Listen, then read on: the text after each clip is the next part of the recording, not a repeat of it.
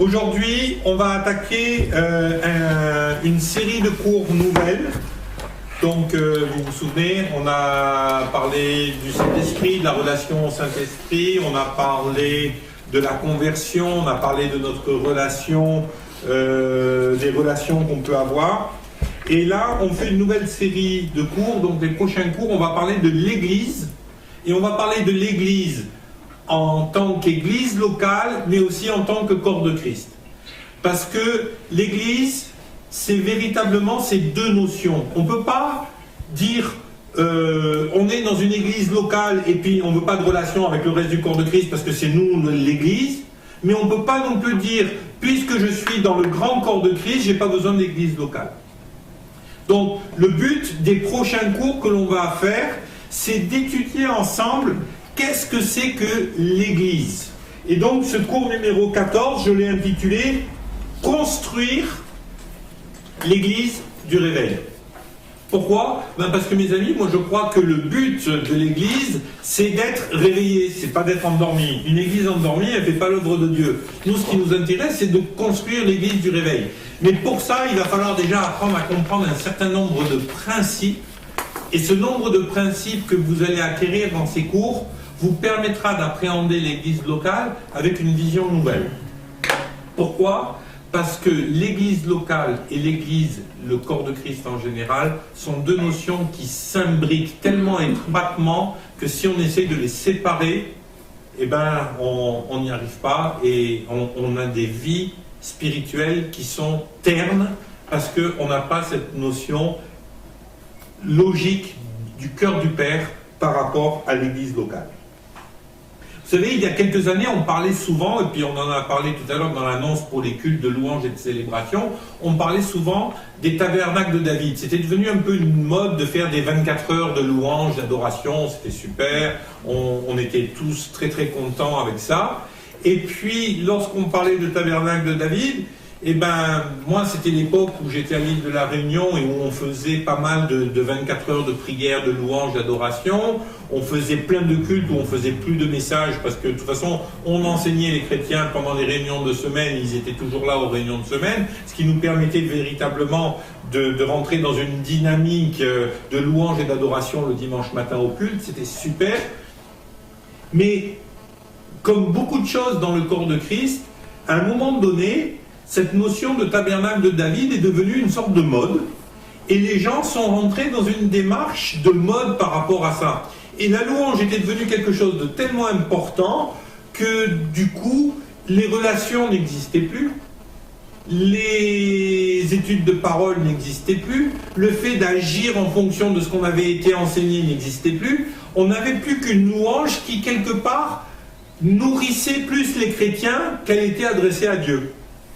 Et donc c'est à cette époque-là que j'avais écrit mon deuxième bouquin, et ça s'appelait « Je te bâtirai une maison ». Et c'était un bouquin vraiment sur la louange et l'adoration. Là je prie d'avoir les moyens de le rééditer, parce que je pense que c'est un bouquin qui est important, c'est un petit bouquin, mais c'est un bouquin qui est important pour vraiment appréhender le cœur de David en tant qu'adorateur et l'attente de Dieu vis-à-vis de la louange. Mais le fait est, c'était qu'on était rentré dans un phénomène de mode. Et ce phénomène de mode faisait que, quelque part, la louange avait pris toute la place dans l'église locale, et c'était devenu des choses qui étaient un petit peu déséquilibrées. On allait à l'église parce qu'il y avait une bonne louange. On allait à l'église parce que ça nous faisait du bien. Et puis, petit à petit, ça a été un petit peu l'escalade. On s'est retrouvé avec... il fallait que tout soit parfait. On s'est retrouvé avec du matériel de pro, et c'était super. J'ai rien contre le matériel de pro. Des super sonos, des super vidéoprojecteurs, des super instruments, des super musiciens. Et à force de courir derrière le super du super du super artistique à chaque fois qu'on faisait des cultes, on s'est aperçu au bout d'un moment qu'il y a eu toute une série de gens qui commençaient à être connus au niveau de la louange et de l'adoration, qui sont tombés les uns après les autres. Et bon, je ne veux pas en citer parce que ce serait malvenu, mais des gens qui avaient fait 1, 2 albums de louange, et puis bang, qui se prenaient des murs, quoi, qui Il y avait de tout, il y avait des histoires d'adultère, il y avait des histoires d'alcoolisme, il y avait des histoires d'impudicité, il y avait des trucs complètement aberrants. Pourquoi? Parce qu'ils avaient en effet oublié quelque chose d'essentiel, c'est que la louange, elle appartient à Dieu. Et quand vous commencez à adorer la louange, eh ben vous êtes dans l'idolâtrie déjà. Alors, le problème, c'est que ce mouvement a été induit à un moment donné, par quoi? Par le fait qu'on n'avait pas compris ce qu'était la louange, et que la louange, c'était la dernière roue du carrosse. Et moi, je me souviens au début, quand j'étais chrétien, je me souviendrai toujours de ce pasteur qui disait « Bon, on va chanter 2-3 petits cantiques en attendant que tout le monde soit là. » Tu parles d'une louange. Attendez, c'est quoi? La louange, c'était quoi pour eux? Et l'effet balancier, vous savez, on est parti de ce point-là à un point dans l'autre extrême. On faisait de la louange pour la louange. Eh bien, si on veut bâtir l'église du réveil, on va avoir besoin de bâtir une église équilibrée. Et vous savez, autant je suis heureux qu'on ait redécouvert la puissance de la louange, la puissance de l'adoration et tout ce que ça fait de bon dans notre vie, autant je considère véritablement qu'il est merveilleux d'avoir des endroits où on puisse louer Dieu 24 heures sur 24 avec de la louange de qualité. Nous ne sommes pas appelés en tant qu'individus à louer 24 heures sur 24. Nous sommes appelés à être une louange vivante. Amen. Et ça, c'est pas du tout la même chose. Et quand vous êtes dans une démarche où vous êtes une louange vivante, chaque chose que vous allez faire va être un acte de louange et d'adoration à Dieu. Amen. Amen. Jésus, il n'avait pas besoin d'une guitare pour être un sacrifice de louange et d'adoration à Dieu. Pourquoi? Parce qu'il était prêt à obéir à Dieu. Et souvenez-vous, ce que dit la parole, c'est que l'obéissance vaut mieux que les sacrifices. Les sacrifices, c'était des actes de louange et d'adoration. L'obéissance vaut mieux que les sacrifices. Amen. Donc, merci Seigneur, parce que tu nous as fait redécouvrir véritablement cette notion du tabernacle de David, de la louange, de l'adoration, et la place qu'elle doit prendre dans nos assemblées. Et pardonne-nous pour toutes les fois où on n'a pas donné suffisamment de place au peuple de Dieu pour te louer et pour t'adorer, Seigneur, parce que tu mérites la louange et l'adoration. Par contre, veillons à ne pas nous tromper de louange et d'adoration. Et je voudrais qu'on lise quelques versets par rapport à ça dans le livre des Chroniques, donc chapitre 17, versets 1 à 4.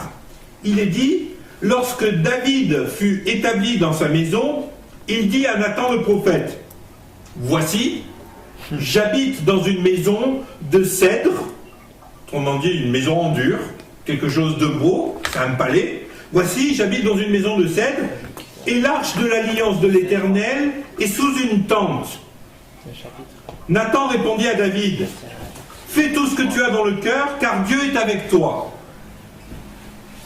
La nuit suivante, la parole de Dieu fut adressée à Nathan. Et Dieu lui dit: va dire à mon serviteur David, ainsi parle l'Éternel, ce ne sera pas toi qui me bâtiras une maison pour que j'en fasse ma demeure. Alors, là, on est sur quelque chose de vraiment intéressant, c'est Chronique. C'est 1 Chronique, chapitre 17, versets 1 à 4. On est sur quelque chose de vachement intéressant. On a David, tout le monde sait, c'est un homme selon le cœur de Dieu. Amen. Amen. Et David, il est là, et puis tout d'un coup, il réalise, il se dit, il y a quelque chose de pas logique. Moi, je vis dans un palais, et l'arche de l'Alliance vit sous une tente.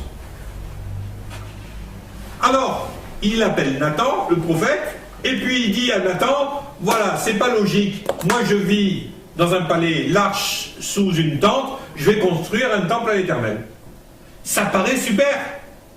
Amen. Ça vous paraît pas super? Nous, on a envie d'applaudir David quand on voit ça. Et Nathan, d'ailleurs, c'est ce qu'il fait. Il dit, ouais, fais tout ce que tu veux, de toute façon, Dieu est avec toi. Là, déjà, ça tique. Tu fais pas tout ce que tu veux parce que l'Éternel est avec toi. Si l'Éternel est avec toi, tu fais la volonté de Dieu. Et du coup, Dieu est obligé d'intervenir dans cette histoire. Et comment il intervient? Il réveille Nathan, il lui dit, tu vas aller voir mon serviteur David, et tu vas lui dire, et cette fois-ci, attention à la phrase, ainsi parle l'Éternel. Autrement dit, ce que tu lui as dit, c'était des conneries, c'était pas moi, quoi. Ainsi parle l'Éternel, va dire à mon serviteur David, ce ne sera pas toi qui me bâtira une maison pour que j'en fasse ma demeure. Moi, j'aime bien cette notion. Qu'est-ce qui a cloché dans cette histoire? Ce qui a cloché, c'est que David a voulu bâtir le temple. Or, dans le cœur de Dieu, qui est le seul qui peut bâtir le temple? C'est Jésus. C'est lui qui bâtit l'Église. Qu'est-ce que Jésus va dire lorsqu'il sera dans le temple aux pharisiens? Détruisez ce temple et en 3 jours je le rebâtirai. Pourquoi? Parce que le temple que Dieu veut bâtir, il n'est pas fait de main d'homme, il n'est pas fait avec des pierres, avec du cèdre, avec du bronze, avec de l'or, avec de l'argent, avec du marbre. Le temple que Dieu veut bâtir, il est bâti avec des pierres vivantes, et ces pierres vivantes, c'est chacun d'entre nous. Le premier livre que j'avais, le deuxième livre que j'ai écrit, celui sur la louange, s'appelait « Je te bâtirai une maison ». Et c'est basé sur cette histoire de David qui a décidé de bâtir une maison à l'Éternel. Et c'est assez intéressant. Vous savez pourquoi? Parce que quand vous étudiez justement cette histoire dans l'Ancien Testament, vous allez vous apercevoir de 2 choses. C'est que Dieu n'a jamais voulu qu'on lui bâtisse un temple. Et quand vous étudiez les textes, vous vous apercevez qu'à aucun moment, Dieu dit « Ok, bâtis-moi un temple ». À aucun moment, Dieu demande à ce qu'un temple lui soit bâti. En allant dans ce sens-là et en réfléchissant à ça, on peut aller encore plus loin et se demander, si Dieu, qui dans sa grâce est venu habiter dans le temple, et on pourra voir qu'au moment de la dédicace, il est tellement venu dans le temple que les serviteurs de Dieu sont tombés par terre, ils n'ont pas pu exercer leur sacrifice. Parce que tellement la gloire de Dieu était là. Mais ce qu'on va s'apercevoir, c'est qu'on se retrouve confronté là à un problème majeur. Même avec un homme selon le cœur de Dieu et un homme qui était plein de bons sentiments et de bons désirs pour servir Dieu, et bien même avec ça, la religiosité nous guette. Et aujourd'hui, je peux vous garantir, moi j'étais plusieurs fois à Jérusalem, il y a un véritable esprit qu'on pourrait appeler l'esprit du temple, comme dirait Patrick Fontaine, qui est un esprit méchant de religion, qui est en permanence à guetter les chrétiens pour les faire marcher dans la religion plutôt que de les faire marcher dans la vie en Christ. Et même les choses les plus libres, les moins religieuses d'apparence, peuvent devenir religieuses si dans notre cœur on laisse cet esprit méchant agir. On n'est pas là pour faire de la religion, on est là pour que Christ bâtisse son Église avec nous en tant que pierre vivante. Pas avec nous en tant que maçon, pas avec nous en tant qu'architecte, mais avec nous, Seigneur, je suis une pierre entre tes mains, place-moi dans ton temple. Amen. Vous voyez la différence, hein? Alors, bien sûr que parfois vous avez des gens qui viendront vous dire « Ouais, cette idée, c'était le fruit de l'orgueil de David. David, il devait être orgueilleux, il avait envie de se faire mousser, tout ça. » Moi, je ne crois pas que c'était le fruit de son orgueil. Je crois que véritablement, le désir de David était de plaire à Dieu. Et souvent, mes amis, vous verrez que beaucoup de gens qui tombent dans la religion le font parce qu'ils ont le désir sincère de plaire à Dieu. C'est pour ça qu'il ne faut pas s'amuser à juger, ouais, eux ils sont religieux, eux ils sont ci, eux ils sont ça. Parce que la plupart du temps, pas toujours, hein, mais la plupart du temps, vous verrez que c'est avec une vraie sincérité de cœur que les gens se mettent à faire de la religion. Mais le fait est, c'est que la sincérité, ça ne suffit pas. La sincérité ne suffit pas.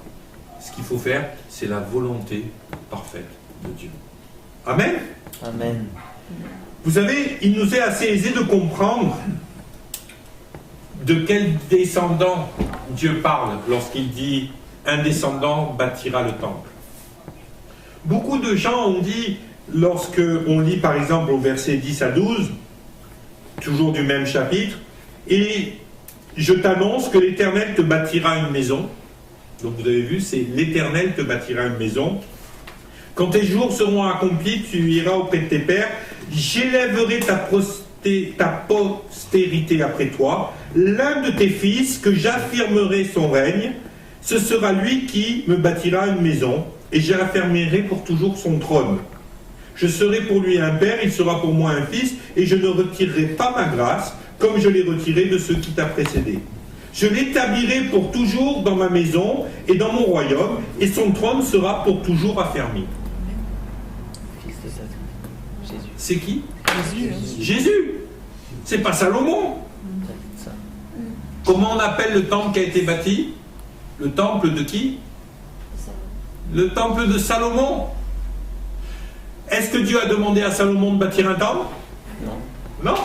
Est-ce que Dieu a dit à David, c'est ton fils Salomon qui va me bâtir le temple? Non. La seule chose que Dieu dit, c'est j'établirai un fils dont le royaume sera éternel. Est-ce que le royaume de Salomon a été éternel? Non. Non. Est-ce que sa postérité durera toujours? Non. Le seul fils qui correspond à cette description que Dieu donne à David, c'est Jésus-Christ. Qui est-ce qui bâtit le temple? C'est Jésus. La Bible nous dit, c'est lui qui bâtit l'Église. C'est lui qui le fait, et il le fait avec nous, pierre vivante. Amen. Amen. Tu vois, c'est intéressant l'Ancien Testament. Mais expliquer comme ça, c'est... Mais oui, voilà. Ok. Alors, on va continuer. Jésus bâtit ce temple, et ce temple, mes amis, on l'appelle l'Église, aujourd'hui. C'est le terme que l'on utilise. Maintenant, moi, j'aime pas trop ce terme d'Église. Pourquoi? Parce que dans la compréhension commune des gens, quand on parle d'une église, on parle d'un bâtiment. Ou quand on parle d'une église, on parle d'une organisation. Mais l'église, c'est tout ce que vous voulez, sauf un bâtiment ou une organisation. Le premier culte qu'on a fait dans le cyber, il y avait tout le monde qui était là, très excité, c'était le premier culte, on peut dire la dédicace du temple. Ouh là là, ça fait très Salomon, ça. Et le premier culte qu'on a fait, j'ai demandé aux gens, alors les amis, où est-ce qu'on est là? Et tout le monde a crié dans le cœur, dans la nouvelle église. Et je leur ai dit, non. Vous êtes dans un cybercafé. Et là, j'ai vu les gens se regarder un peu bizarrement en se disant, mais qu'est-ce qui nous sort là? C'est bien là qu'on a l'église. Non, c'est là qu'on s'assemble. Mais l'église, c'est nous. L'église, c'est pas le lieu. L'église, c'est pas la clé sur la porte en tant qu'association à la préfecture. Vous imaginez que le dossier d'association de la préfecture, il est monté jusqu'au Seigneur pour être agréé? On le fait parce qu'il faut se soumettre aux autorités et à la bureaucratie de notre pays. Mais franchement, est-ce que c'est ça l'église? Un papier de la préfecture au journal officiel? Non. L'église, c'est l'ecclésia. Et qu'est-ce que ça signifie l'ecclésia? C'est un terme grec qui signifie l'assemblée. C'est d'ailleurs pour ça que les églises de Pentecôte ont choisi le nom d'Assemblée de Dieu. Et c'est un nom qui est 10 fois plus juste que de dire l'église. C'est l'assemblée. L'assemblée, c'est quoi? C'est des gens qui, ensemble, quel que soit le lieu où ils sont d'ailleurs, qui, ensemble, vont être l'église que Christ bâtit. Amen. Gloire à Dieu. Alors, pour bâtir cette église, on a vu que Jésus choisit d'assembler des pierres vivantes. Et moi, je voudrais qu'on réfléchisse un petit peu à ce texte de Pierre qui nous explique comment Jésus bâtit l'église. 1 Pierre, chapitre 2, versets 4 à 5. 1 Pierre 2, 4, 5. approchez-vous de lui, pierre vivante, au singulier donc là, hein, pierre vivante c'est Jésus, approchez-vous de lui, pierre vivante, rejetée par les hommes, mais choisie et précieuse devant Dieu, et vous-même, comme des pierres vivantes, et là il s'adresse à nous, édifiez-vous pour former une maison spirituelle, un saint sacerdoce, afin d'offrir des victimes spirituelles agréables à Dieu par Jésus-Christ. Amen. Des victimes spirituelles agréables à Dieu par Jésus-Christ. Autrement dit, on ne peut pas s'assembler en dehors de Jésus-Christ. Nous sommes le corps de Christ. Et là, cette première notion de corps de Christ nous permet de comprendre que l'assemblée, pourquoi utiliser le terme église, que l'assemblée générale, c'est l'ensemble du corps de Christ. Amen. Amen. Si nous voulons bâtir aujourd'hui un temple de louange et d'adoration pour notre Dieu, nous devons impérativement comprendre que 1, c'est pas un bâtiment, 2, ce sont des pierres vivantes, 3, ces pierres vivantes font partie d'un seul corps, et pour plaire à Dieu, il faut que j'ai pleinement conscience de ce corps. Alors, ce corps de Christ, qui est-ce? Eh bien, c'est toute personne qui reconnaît que Jésus est Dieu, qu'il est venu sur terre, qu'il a vécu sur cette terre comme un homme, qu'il a été tenté en toutes choses, qu'il est mort pour nos péchés alors que lui n'avait jamais péché, qu'il a été ressuscité le 3e jour, qu'il est assis auprès du Père aujourd'hui et qu'il a envoyé le Saint-Esprit, 3e personne de cette Trinité, pour nous enseigner, nous consoler et nous conduire. Toute personne qui croit cela, c'est mon frère ou ma sœur en Christ. Qu'il soit dans l'Église catholique, dans l'Église orthodoxe, dans l'Assemblée de Dieu, dans l'Église baptiste, à la clé sur la porte, ou n'importe quelle Église dont vous pouvez parler, tous ces gens-là sont mes frères et sœurs en Christ. Amen. Pas parce qu'ils appartiennent à une dénomination, mais parce qu'ils reconnaissent dans leur cœur Jésus-Christ, Dieu fait homme, mort pour nos péchés, ressuscité le 3e jour. Amen. Amen. Maintenant, les dénominations auxquelles ils appartiennent ne sont pas gages de salut. Et c'est là qu'on va se retrouver parfois confronté à des difficultés. Et je sais que parfois c'est quelque chose qui est un petit peu complexe, mais moi je peux tout à fait prier avec un catholique, et j'ai aucun problème avec ça. Je peux même partager, louer, évangéliser avec un catholique, à partir du moment où il est né de nouveau, comme on l'a dit. Hein. Mais par contre, je ne peux pas me soumettre à une institution comme le catholicisme. Pourquoi? Parce que l'institution du catholicisme prêche autre chose que ce Christ mort en croix. En tout cas, elle le prêche, mais à côté, elle prêche la Vierge qui, elle aussi, elle n'est pas passée par la mort, elle a été enlevée au ciel, quoi. Et puis elle nous prêche aussi que le prêtre a des possibilités de nous pardonner nos péchés, plus ou moins, qu'on va peut-être faire du purgatoire, qu'on va peut-être pas en faire, qu'on peut... Ça ne tient pas la route.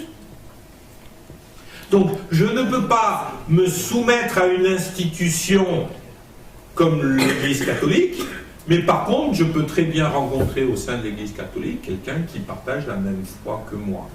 Même s'il commet des erreurs, même s'il y a des choses sur lesquelles il n'est pas clair, même si vous croyez que moi je suis clair sur tout, vous vous trompez. Parce que moi, il y a des choses que je lis aujourd'hui dans la Bible, et quand je les lis et je les comprends aujourd'hui, je me dis, mais comment j'ai pu croire ce que j'ai cru il y a 3 ans ou il y a 5 ans en arrière? Pourquoi? Parce que la Bible nous dit qu'on va de révélation en révélation et de gloire en gloire. Amen. Donc plus on avance, plus on a des révélations. Mais comment vous voulez que le frère ou la sœur qui est dans une église, qui se trompe en tant qu'institution et de révélation, si on lui ferme la porte et puis qu'on la méprise? Paul dit, lorsqu'il nous parle de la Sainte Seine, dans l'Épître aux Corinthiens, qu'il y a des malades et des morts au sein du corps de Christ. Pourquoi? Parce qu'ils ne savent pas discerner le corps. Lorsqu'il nous parle du corps à ce moment-là, de quoi il nous parle? Vous savez, au début, il présente la Sainte Seine et il dit, voilà ce que Jésus il a fait. Il a dit, prenez, mangez-en tous, ceci est mon corps brisé pour vous. Prenez, voici mon sang, c'est le sang de l'Alliance nouvelle, buvez-en tous. Et Paul retrace ça. Et bien sûr, Jésus parle de ce pain comme de son corps et de son sang. Maintenant, quand Paul nous parle de discerner le corps, ce n'est pas du pain qui nous parle, c'est du corps de Christ. Et quand vous lisez cet épître aux Corinthiens, c'est vraiment l'épître de l'unité. Tout au long de l'épître, Paul explique qu'on ne doit pas être divisé avec nos frères et sœurs. On ne doit pas être divisé avec nos frères et sœurs. On doit reconnaître à notre frère ou à notre sœur, quelle que soit l'église dans laquelle il est, le fait qu'il appartienne au corps de Christ. Mais pour appartenir au corps de Christ, ce n'est pas le fait d'appartenir à une dénomination ou à une église locale qui fait qu'on appartient au corps de Christ, c'est le fait d'être né de nouveau. Amen. On est d'accord? Donc, je vais vous dire, il peut y avoir des gens qui ne sont pas convertis au sein d'une assemblée comme la clé sur la porte, comme il y a des gens qui ne sont pas convertis au sein du catholicisme, au sein des assemblées de Dieu, au sein des églises baptistes, au sein de n'importe quelle église. Et moi, qui suis-je pour juger? Parce que la Bible nous dit que c'est seul Dieu qui va pouvoir savoir qu'est-ce qu'il y a au fond du cœur de l'homme. Moi, je ne peux pas savoir ce qu'il y a au fond du cœur de l'homme. Maintenant, je peux avoir des pistes de réflexion. Mais nos pistes de réflexion pour savoir si les gens sont nés de nouveau ou pas ne doivent en aucun cas être source de construire un mur entre eux et nous. Maintenant, ça ne veut pas dire qu'on va faire n'importe quoi avec les institutions. Moi, je suis prêt, dans un cadre individuel, d'avoir des temps de prière, d'évangélisation, de partage avec des gens de dénominations complètement différentes que la mienne. Mais par contre, je ne suis pas prêt à aller me mettre sous l'autorité d'une dénomination quelconque. Parce que là, on se met sous une autorité spirituelle, et si la dénomination, elle ne prêche pas l'évangile, c'est qu'elle sert quelqu'un d'autre que Christ. À quoi vous reconnaîtrez? Au fait que l'évangile est prêché. Alors, si je vais dans un truc où, en fin de compte, on va me prêcher la virginité perpétuelle de la Vierge, ou Saint Artampion qui fait des miracles, ou Sainte Rita qui machin, ou Sainte Marie de la Mer, là, je suis désolé, mais moi je ne peux pas me retrouver là-dedans. Et je ne peux pas me mettre sous leur autorité spirituelle. C'est quand même un frère et une sœur. C'est quand même un frère ou une sœur, en tant qu'individu. Mais l'autorité de l'église dénominationnelle sous lesquelles les gens sont, je suis désolé, je ne peux pas m'y soumettre. Il y a quelque temps, quelqu'un me posait la question, pourquoi depuis 2-3 ans, je ne fais plus de pub pour la Castille, pour les rencontres œcuméniques. Parce que je me suis aperçu que d'abord on a perdu un paquet de gens qui ont été dans une confusion complète. Les gens venaient me voir, je leur prêchais l'évangile, ils se convertissaient. Et puis, au moment de la discussion de l'évangile, j'ai des gens qui m'ont dit « Ouais, mais moi j'aime la Vierge, tout ça. » Et je leur dis « Non, tu sais, c'est pas ça l'évangile. » Et je leur expliquais pourquoi c'était pas ça. Et je leur expliquais que le seul chemin qui mène à Dieu, c'est Christ. Et qu'on ne peut pas aller à Dieu sans passer par Christ. Et qu'on ne peut pas passer ni par la Vierge, ni par Sainte Rita, ni par Saint Machin. Ces gens-là se convertissent, ils donnent leur vie à Jésus. Et puis, nous, à l'époque, on allait régulièrement à la Castille pour les manifestations. Et puis, on faisait la pub, on invitait les gens à y aller. Et la plupart du temps à la Castille, vous savez, la plupart du temps, c'est des évangéliques qui prêchent. Et Jean-Michel Tour, qui est vraiment un frère en Christ, c'est un prêtre, il est super, moi je le trouve extraordinaire, Jean-Michel. On est allé le week-end dernier, d'ailleurs. Voilà. Et c'était génial. Voilà. Et c'est purement évangélique ce qu'il fait. Comment il s'appelle? Jean-Michel Tour. Et c'est purement évangélique. Et c'est vrai que les assemblées du réveil, je dirais qu'à 80%, c'est ce que moi je fais. Maintenant, on s'est aperçu d'une chose, c'est qu'aux assemblées du réveil, ça se passe à la Castille, sous le chapiteau Jean-Paul II, qui maintenant a été béatifié, et ça se passe sous l'autorité de l'Église catholique. Et cette institution, elle a comme position ouverte, hein. Tu vas, c'est sur tous les sites du catholicisme, en français, l'évêché, les machins, un peu partout du groupe, ils ont comme objectif, à travers ce genre de manifestation, de ramener dans le giron de l'Église catholique tous ces pauvres gens évangéliques qui se perdent. Ça, c'est le premier point. Le deuxième point, c'est que quand vous allez là-bas, vous vous retrouvez avec un prêtre en soutane qui donne la communion avec l'ostensoir pour que les gens puissent aller adorer l'ostensoir. Excusez-moi, l'ostensoir, alors eux, ils vont me dire, tu discernes pas le Christ parce que tu acceptes pas que l'Eucharistie, c'est vraiment Dieu présent. Et du coup, ils veulent qu'on adore l'Eucharistie. Mais moi, je suis désolé, je ne vais pas adorer un bout de pain, qui soit fait en carton ou que ce soit le pain de la boulangère. Je n'ai pas aucune raison d'adorer. Et à côté de ça, ils vont donner la communion, ils vont donner l'absolution. Excusez-moi, mais c'est pas très évangélique. Comment ça, pour être pardonné, je suis obligé de passer par un sacrement qui appartient qu'au prêtre. Donc s'il veut, il veut, s'il veut pas, il veut pas. C'est pas l'évangile. Vous êtes d'accord?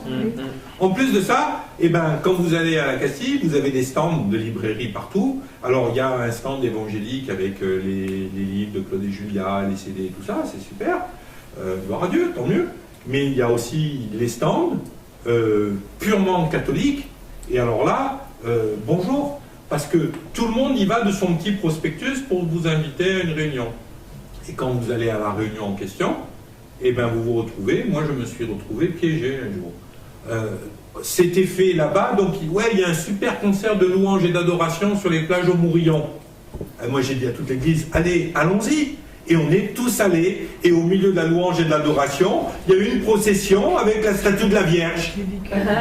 Les bras m'en sont tombés. Mais vous savez quoi? 2 semaines après ou 3 semaines après, on a au moins 5 ou 6 personnes qui étaient jeunes convertis qui ont arrêté de venir à l'église. Et quand je les ai un après l'autre vus, il y en a qui sont retournés à l'église catholique. Tu nous avais dit que c'est pas bien, mais toi-même tu nous emmènes dans des endroits comme ça. Donc on est œcuménique, pourquoi quitter l'église catholique puisque c'est comme nous? Donc ils sont allés. Il y en a qui ont quitté l'église pour aller dans d'autres églises parce qu'ils ont dit ouais, Michael est tombé dans l'œcuménisme. Donc on veut plus participer à cette église parce qu'elle fait de l'idolâtrie.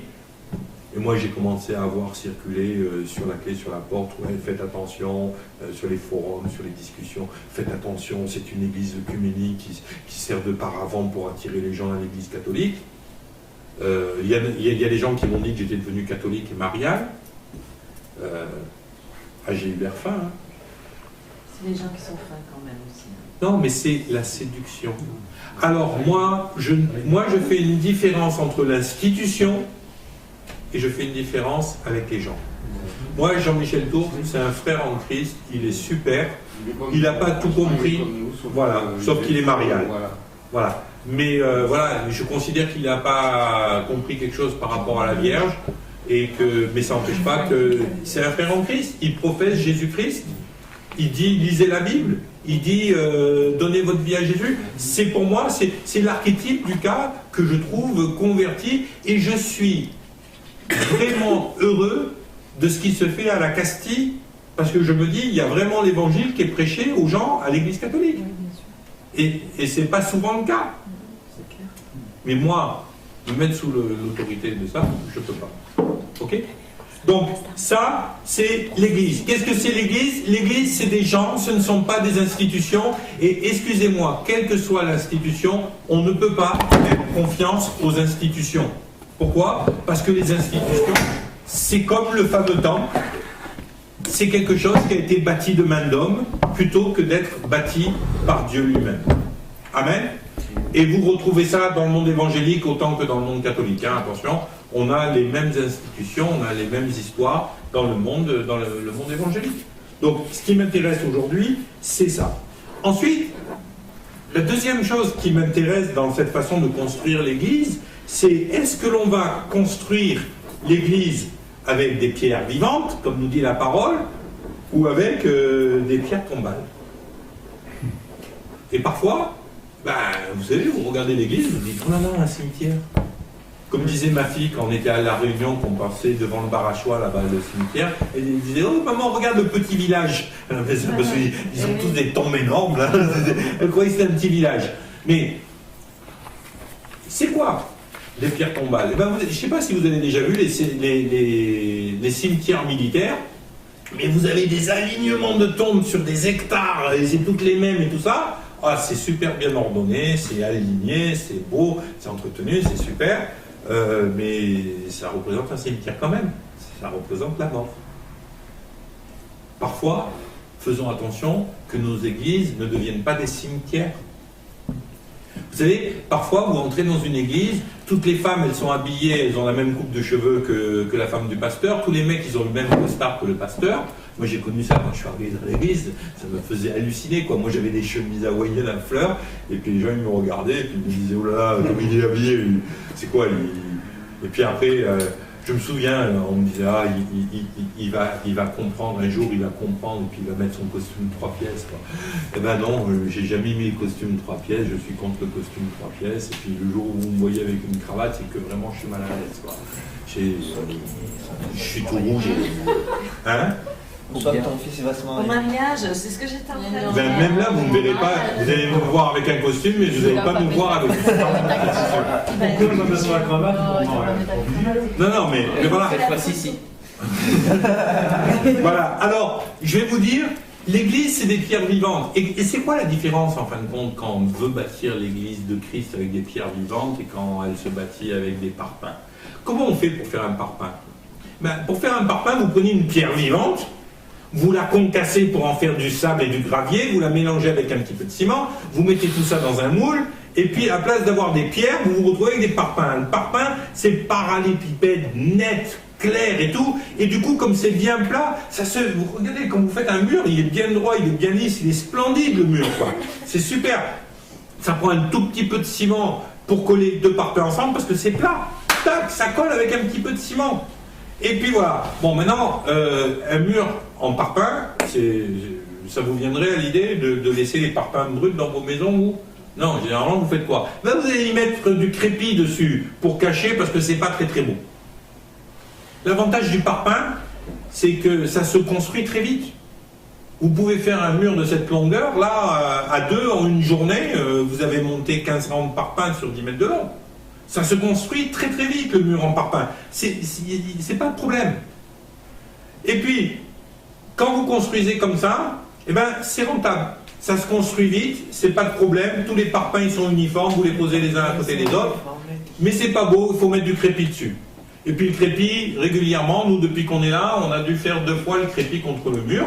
Parce que le crépi, comme tout, ça se décrépite. C'est le cas de le dire. Et ça, c'est quand on construit l'église avec des parpaings, c'est quand on veut que tout le monde soit dans un moule.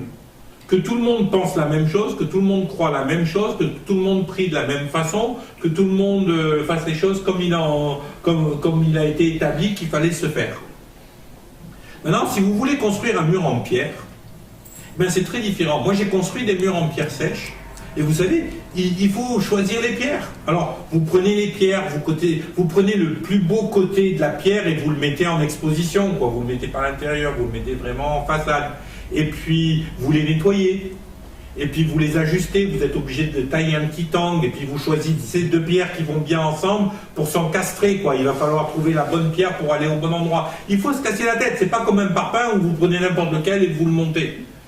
Et puis, comme les pierres, elles sont pas plates, vous êtes obligé de mettre beaucoup plus d'amour dedans, hein, beaucoup plus de ciment. Parce que si vous en mettez pas assez, ça va se casser la figure. Un mur en pierre, quand c'est fini, c'est beau, mais ça demande énormément de travail. Le mur en parpaing, il demande un tout petit peu de ciment. Et ce ciment, c'est l'amour. Qu'est-ce qui nous tient les uns avec les autres? C'est l'amour. Moi, je suis très différent de chacun d'entre vous. Vous êtes très différents de moi. Mais comment on fait pour fonctionner ensemble? On fonctionne ensemble parce qu'on s'aime. On s'aime. Si on n'avait pas d'amour les uns pour les autres, ben on ne pourrait pas se fonctionner ensemble parce qu'on est tellement différents autour de cette table qu'on se serait pris la tête 50 fois. Mais à la place de se prendre la tête, on s'aime les uns les autres. Et parfois, ben, c'est plus compliqué parce que quand la personne elle est très différente de nous, eh ben, il va falloir en mettre une sacrée dose d'amour pour pouvoir absorber les différences. Puis parfois, je vais vous dire, on est des pierres au début et puis on ne peut pas nous mettre dans le mur. On ne peut pas parce qu'on est tellement plein d'arêtes qu'on blesse tout le monde autour de nous. Vous voyez, les gens, ils arrivent à Christ, mais ils ont tellement été blessés et meurtris que ce sont devenus de vrais oursins, quoi. Dès que vous les touchez, vous vous piquez. Vous n'avez jamais vécu ça? Et puis, ben, un rocher qui est plein d'arêtes, et comme du quartz, là, qui va vous blesser, et ben, il a besoin d'être érodé un peu. Le meilleur endroit pour éroder le rocher, vous savez, c'est quoi? C'est le fleuve de l'esprit. Vous avez vu dans les rivières tous les galets qui sont bien ronds et bien doux et tout ça, c'est parce qu'ils ont roulé dans le fleuve. Ils ont été érodés dans le fleuve de l'esprit. Et plus moi je passe du temps dans le fleuve de l'esprit, plus je porte le fruit de l'esprit, l'amour, la patience, la bienveillance, la maîtrise de soi, la bonté, la fidélité. Et tout ça, ça me permet d'être plus adapté à vivre en communauté, à vivre au sein de ce mur qu'est l'Église, qui est bâti. Et pour ça, ben, il faut plein d'amour. Ensuite, quand vous faites un mur en parpaing, vous y collez un crépi. Qu'est-ce que c'est le crépi? Ben, c'est le crépi de la religion. Parce que comme c'est pas beau, on va y mettre un petit peu notre touche à nous. On va faire un beau crépi, ou on va faire un beau machin à coups de spatule. Et ben voilà, c'est plus joli que les parpaings. Mais tout ça, c'est dans le corps de Christ, la plupart du temps, c'est de la religion. On a remplacé l'amour et la diversité par la religion et un crépi qui nous donne l'allure d'être spirituel. Mais moi, je vais vous dire, je ne suis pas là pour ça. Moi, j'aime Irène comme elle est. Je suis parfaite. Exactement. Et heureusement qu'elle est parfaite, parce que moi, je ne le suis pas. Donc, dans sa perfection, elle me supporte. C'est pas beau la vie? Moi je trouve que c'est... Non mais je vais vous dire, je dis ça comme une boutade. Mais si on réfléchissait un peu plus comme ça. Allez, je décide d'aimer mon frère. Alors, est-ce qu'il est différent? Ben oui, il est différent. Il a la moitié de l'âge de moi. Autrement dit, moi j'ai 2 fois plus d'expérience que lui de vie. Là on ne parle pas de spiritualité, on parle de vie. Et puis bon, lui il est tout noir et moi je suis tout blanc. Lui, il a des cheveux, moi j'en ai pas. Lui, il vient d'un pays où on mange avec les doigts, et moi je viens d'un pays où je mange avec une fourchette.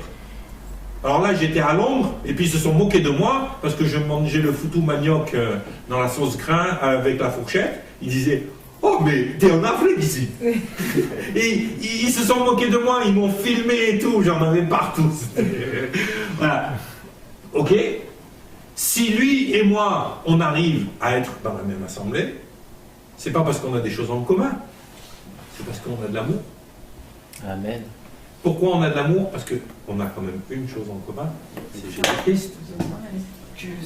Et qui nous a dit, aimez-vous les uns les autres.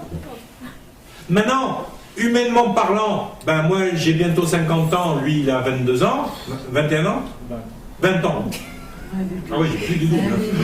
Alors, c'est clair que ses centres d'intérêt ne seront pas les mêmes que les miens. Ses centres d'intérêt, ce qu'il aimera, peut-être la musique qu'il aimera ne sera pas la même que la mienne, la façon de louer sera peut-être pas la même que la mienne, la façon de penser sera peut-être pas la même que la mienne. Il peut y avoir des tonnes de différences, mais qu'est-ce qui rend nos différences acceptables? L'amour. Maintenant, si on veut gommer toutes les différences, histoire d'avoir un mur bien net, bien lisse, un cimetière de pierres tombales à la place de pierres vivantes, ben si on veut faire ça, on bâtit quelque chose qui n'est pas l'Église de Christ. C'est juste un temple de plus pour une idole de plus. Et cette idole, ça peut être Christ. Et vous savez que Christ peut être une idole. Le Christ que je me fabrique tout seul, c'est une idole. Hein. Christ, il n'a pas besoin de moi pour le fabriquer, pour le définir. C'est lui qui est censé définir ma vie. C'est pas moi qui est censé définir son identité. Amen. Donc faites attention de ne pas faire les choses en tombant dans ce piège de « je vais te bâtir une maison, Seigneur. Et pour qu'elle soit bien solide, bien jolie, je vais la faire comme elle me plaît à moi. » Et vous savez, vous vous apercevez souvent que les choses que vous appelez péchés dans la vie de quelqu'un, eh bien c'est simplement les choses que vous n'aimez pas vous. C'est simplement les choses que vous n'aimez pas. Et moi, je refuse, à cause de mes goûts, de dire que ce que fait quelqu'un est du péché. Je vais vous dire un truc. La musique, tu sais, le mix là, que fait Christopher, le truc style David Guetta et tout ça, personnellement, ça m'horripile. Mais je vous dis, c'est le truc qui m'horripile. Mais samedi soir, on va avoir une soirée avec un DJ, parce que le fait que ça m'horripile ne signifie pas que c'est un péché. Et si cette musique peut être porteuse pour gagner des âmes au Seigneur, eh bien, gloire à Dieu. Maintenant, le fait que j'aime pas cette musique ne signifie pas qu'elle est démoniaque. Moi, je me souviens, quand je suis arrivé à l'église, le rock, c'était démoniaque. Voilà. Et un jour, j'étais à l'école biblique, et puis j'étais dans ma voiture, et puis j'avais une cassette de Carman dans ma voiture. J'ai cru que j'allais me faire lapider, quoi. Et pourtant, Carman, c'est gentil, quoi. Attendez, un jour, je suis arrivé avec une guitare électrique à l'église, pour la louange, et puis il y a un des anciens qui m'a regardé, et qui m'a dit, dans la Bible, il n'y avait pas de guitare électrique. Alors je l'ai regardé, je lui ai dit, ouais, et dans la Bible, il y avait des harmoniums. Attends, il faut arrêter le délire. Il faut comprendre un truc. Ce qu'on n'aime pas, c'est notre liberté. On a le droit de ne pas aimer un style de musique, une façon de s'habiller, une façon de truc. Moi, je sais qu'il y a des façons de m'habiller que jamais vous me verrez habillé comme ça. C'est vrai que j'aime pas les costumes, j'aime pas alors les cravates. C'est vraiment pas mon style. Mais maintenant, le gars, il vient à l'église en costume cravate, mais il est le bienvenu et il se sentira pas mal à l'aise. Parce que jamais je lui ferai une remarque sur son costume ou sur sa cravate. Vous comprenez le principe? N'appelons pas péché. Et alors, à partir de ce moment-là, on est prêt, si on est prêt à aimer l'autre tel qu'il est, avec ses défauts, avec ses qualités, avec les choses qu'on aime chez lui et les choses qu'on n'aime pas. Si on est prêt à faire ça, alors on est prêt à être une pierre vivante dans l'édifice que Christ est en train de bâtir. Amen. Amen. Voilà. On va arrêter là pour ce soir. Donc le cours n'est pas fini, mais on reprendra ce cours la semaine prochaine.